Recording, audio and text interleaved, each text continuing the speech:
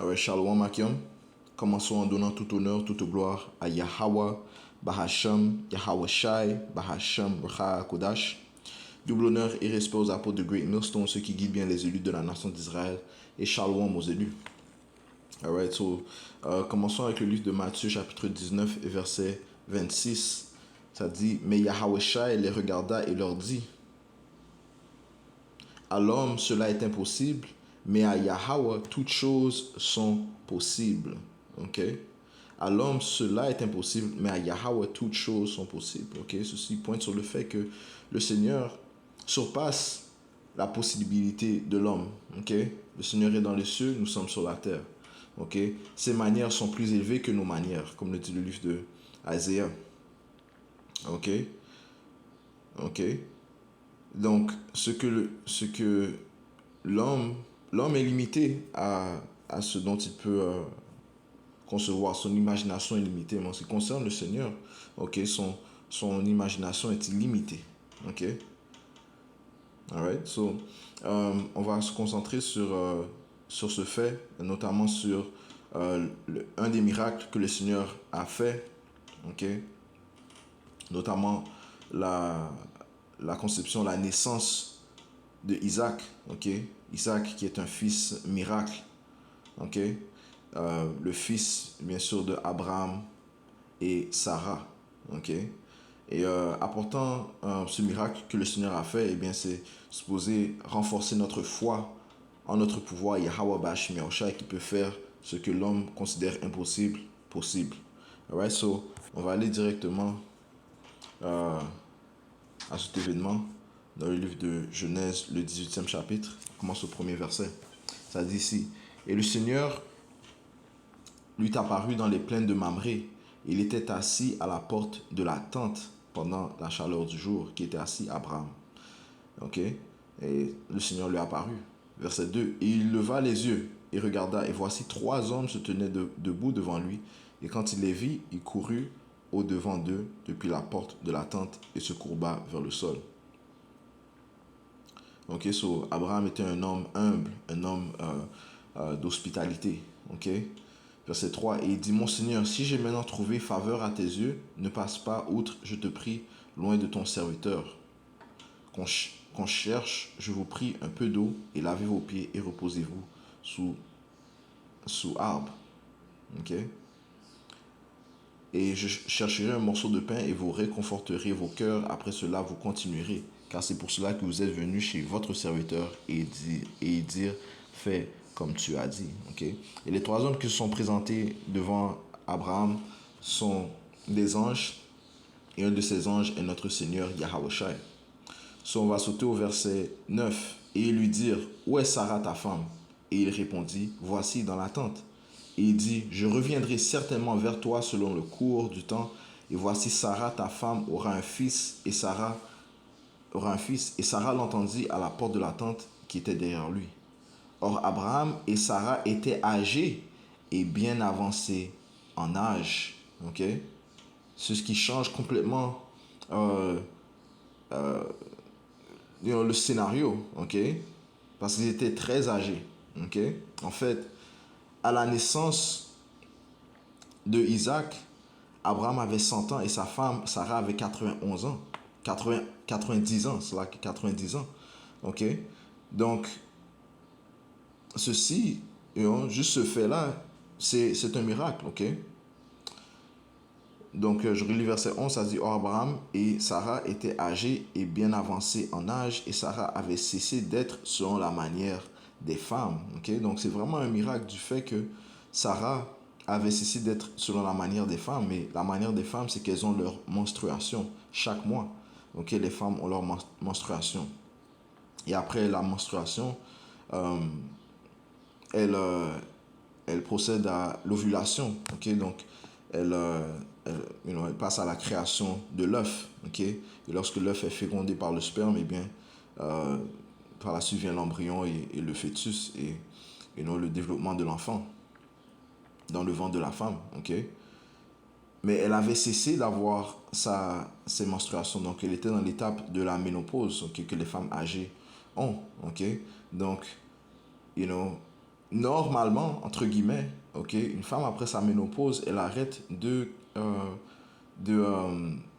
d'ovuler, ok, elle arrête de créer des œufs, un œuf, ok, parce que c'est, habituellement, c'est un œuf elle ovule par mois, ok. Bien sûr, il y a des exceptions lorsque ça vient aux jumeaux, ok. Euh, mais là encore, ça dit, et Sarah avait cessé d'être selon la manière des femmes. Verset 12. C'est pourquoi Sarah rit en elle-même, disant, puisque je suis devenue vieille, aurais-je du plaisir, mon Seigneur aussi étant vieux?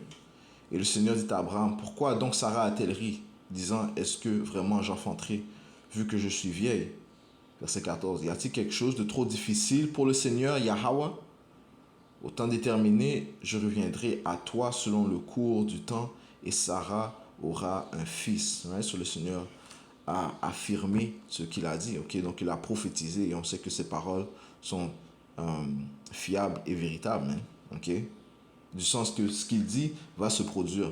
Ok, verset 15. Et Sarah nia, disant, je n'ai pas ri, car elle avait peur. Ok, elle a menti. Et il dit, non, mais tu as ri. Ok, tu as ri, elle a ri en elle-même. Que le Seigneur l'a entendu rire, mais le Seigneur sachant toutes choses. Ok, mais, et le point ici, c'est, ça dit ici, verset 14, y a-t-il quelque chose de trop difficile pour le Seigneur? Eh bien, en fait, la réponse est non. Ok? So, on va sortir des informations sortant de ce livre d'anatomie qui s'intitule Merveilles et secrets du corps humain. Ok? Donc, on va lire cette section.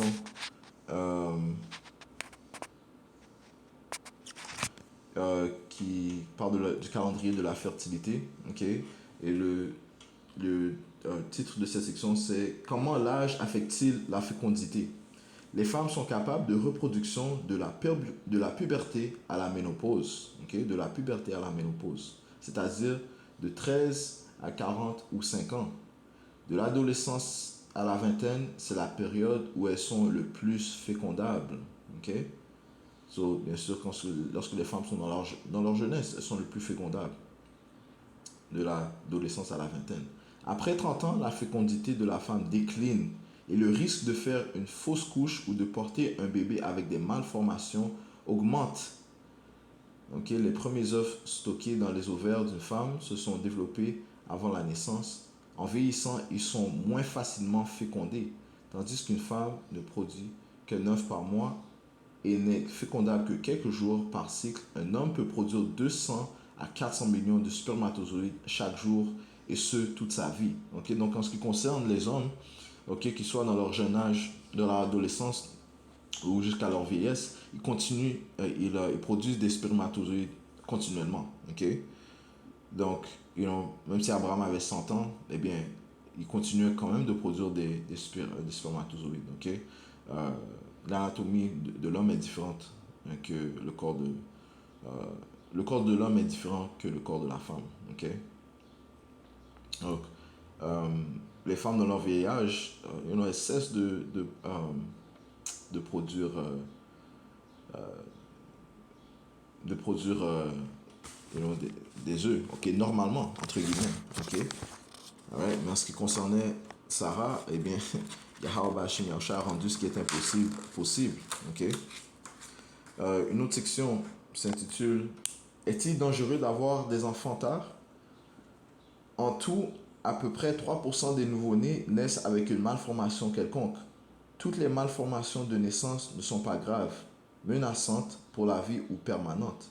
Lorsque la mère dépasse 30 ans, la probabilité d'avoir des bébés anormaux commence à augmenter. Le risque de mongolisme, maladie qui fait des enfants retardés, coïncide souvent avec l'âge de la mère. Né d'une mère âgée de 35 ans, environ un enfant sur 300 peut naître mongolien. 1 sur 30 lorsque la mère approche de la quarantaine et 1 sur 10 quand la mère a plus de 40 ans. Ok, sur le plus que la femme avance dans son âge, le plus les chances que son enfant soit mal formé, ok, ait des malformations, ok, soit un mongol. Ok. Ceci se produit le plus souvent lorsqu'il y a une anomalie dans les chromosomes de l'œuf fertilisé. Ok.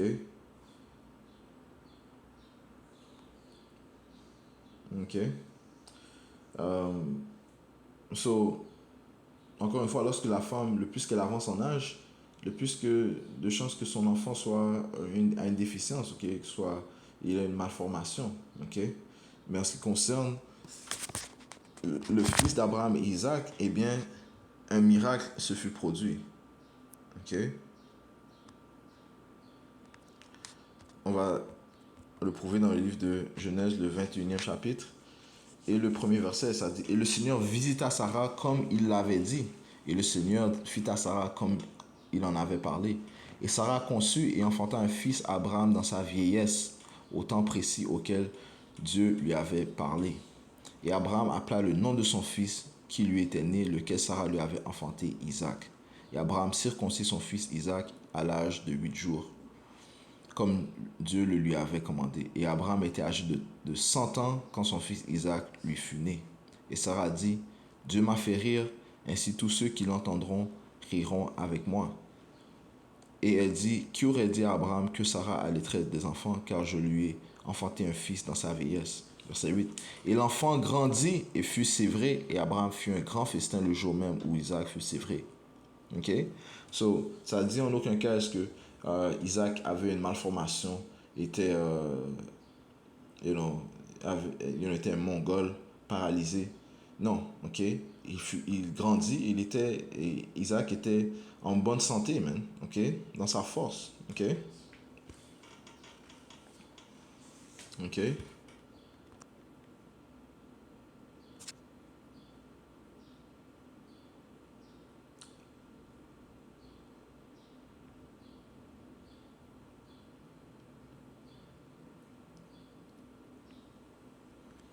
Ok? C'est Isaac qui a reçu la bénédiction aussi, ok? Alright. Et il a reçu comme fils Isaac, Esau et Jacob. Et Jacob a reçu la bénédiction. Ok. Et cette bénédiction est passée aux Israélites. Ok. Le point est, c'est que euh, Isaac est un enfant miracle. Et le Seigneur a fait ce que l'homme considère impossible. Le Seigneur l'a fait possible. Ok. De plus, ça dit ici, dans le livre de 4 Esdras, le 5e chapitre. Ok. On va commencer au 51e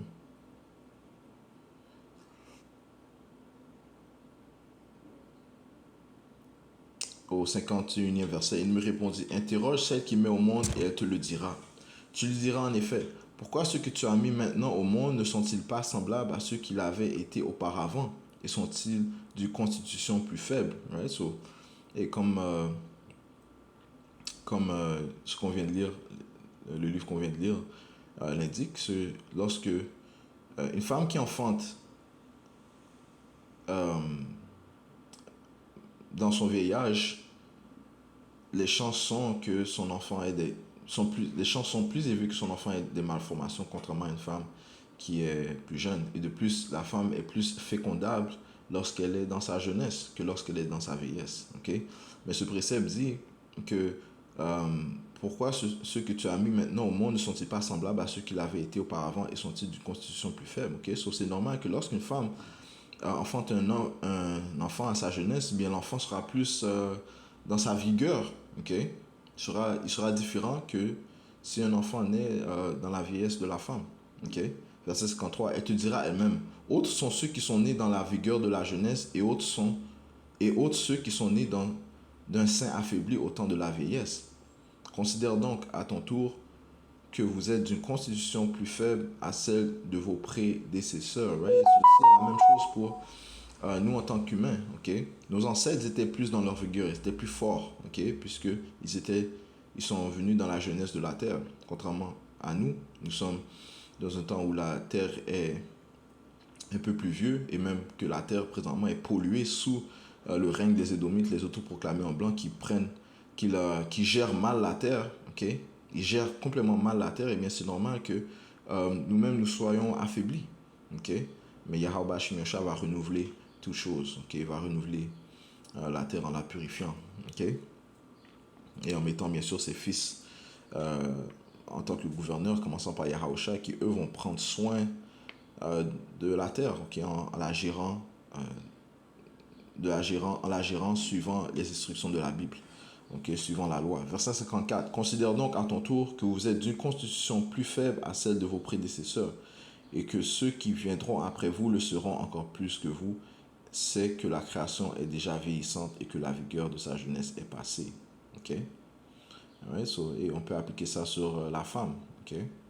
Mais encore une fois, en ce qui concerne Abraham et Isaac, ok, eh bien, Sarah a mis au monde un enfant net, ok, un enfant sans défaut, ok, un enfant dans sa vigueur, un enfant fort et non avec des malformations, ok, ok, non paralysé sans déficience, ok, ce qui prouve encore une fois, retournons au livre de Matthieu, chapitre 19 et verset 26, ça dit ici. Mais Yahweh les regarda et leur dit, à l'homme cela est impossible, mais à Yahweh toutes choses sont possibles. Okay? Donc ceci nous aide à booster notre foi, okay? Augmenter notre foi en notre Seigneur qui lui est capable de faire ce qui semblerait impossible, possible. Okay? Nous approchons les temps où le Seigneur va faire des grands miracles, man. Okay? Il va faire des grands miracles. Okay? You know? Et dans le royaume, nous serons dans notre jeunesse, les hommes et les femmes. Ok? Alright? Nous serons dans notre jeunesse. Ok? Nous resterons jeunes. Ok? Ça parle de comment Yahweh Shai, ok, lorsqu'il viendra, eh bien, Yahweh Shai est un jeune homme. Ok? Il est un jeune homme. Ok? You know, dans sa vigueur, dans sa force, dans sa gloire. Ok? Eh bien, encore une fois, et ceux qui croient en lui seront faits à son image, man. Ok? Jeune aussi. Ok, ceci est dans le royaume. Alright, so, et je veux juste toucher sur ça encore une fois. Et grands sont les œuvres du Seigneur. Ok, et ces œuvres sont miraculeuses, man. Ok, donc on va conclure en donnant tout honneur, toute gloire à Yahweh, Bahasham, Yahweh Shai, Bahasham Rocha Kodash. Double honneur et respect aux apôtres de Great Millstone, ceux qui guident bien les élus de la nation d'Israël. Shalom aux élus.